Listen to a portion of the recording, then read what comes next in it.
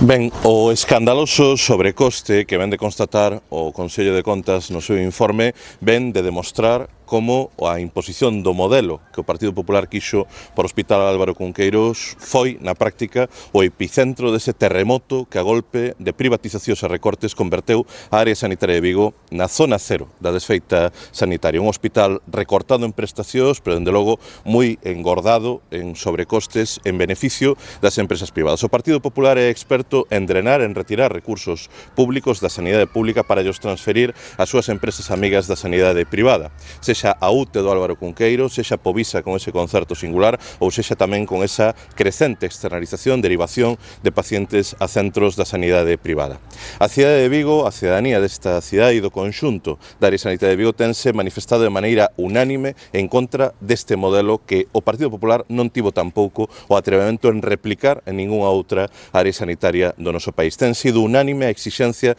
de rectificación e nese sentido, dentro do Bloque Nacionalista Galego, o que temos é que volver a exixir